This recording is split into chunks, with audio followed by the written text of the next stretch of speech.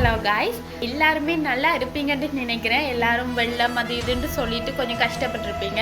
நாங்கள் எல்லாம் கடந்து இப்போதைக்கு ஓகே, எங்களோட நிலைமையெல்லாம் ஓகே, நீங்களும் ஓகே இருப்பீங்கன்னு நம்புகிறேன். இன்றைக்கி என்ன டாப்பிங்கன்னா, அம்மாவோட வீடியோ ஒரு ஆர்கியூமெண்ட் உண்டு.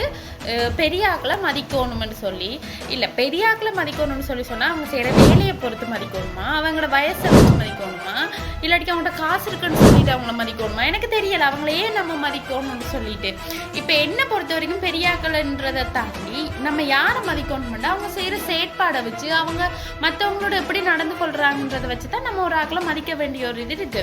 உங்களோட லைஃப்ல நீங்க யாரை எப்படி மதிக்கிறீங்கன்னு தெரியல, பட் நான் எந்த லைஃப்ல அப்படிப்பட்ட ஆக்களை மட்டும் தான் நான் மதிக்கிறது. பெரிய ஆக்கள்ன்றதை தாண்டி அவங்க செய்யற செயற்பாடு ஒரு சில நேரத்துல ஆளுக்கு பெரிய நீங்க தான் பெரிய ஆரிங்க இருக்கு, பிறக்கும் போதே 6-7 மூளை வச்சு உங்களுக்கு படைச்ச மாதிரியும் இவ்வளவு ஒரு வேர்ஸ்டா இருக்கும் அந்த செயற்பாடுகள்.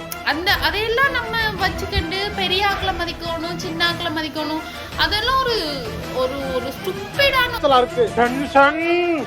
ஒரு தோட்டணும். தயவு செய்து அதை யாருமே ஃபாலோ பண்ணாதீங்க. பெரிய ஆக்களை எல்லாம் மதிக்கணும்னு இல்லை. இது நம்ம லிஸ்ட்லயே இல்லையே. உங்களோட லைஃப்ல உங்களுக்கு தெரியும் யார் எப்படி நடந்து கொள்றாங்கன்னு, மற்ற ஆக்களோட அவங்க எப்படி பழகுறாங்கன்றது தெரியும். அதை வச்சு ஒரு ஆக்களை மதியுங்க. அதையும் தாண்டி பெரிய ஆக்கள் அவங்க செய்யற வேலை, அவங்கள்ட்ட காசு இருக்கு, நீங்க மதிக்கணும்ன்றது இல்லை. உங்களோட அவங்க எப்படி பழகுறாங்க, மற்றவங்களோட எப்படி பழகுறாங்க என்றதை வச்சு மற்ற ஆக்களை மதியுங்க.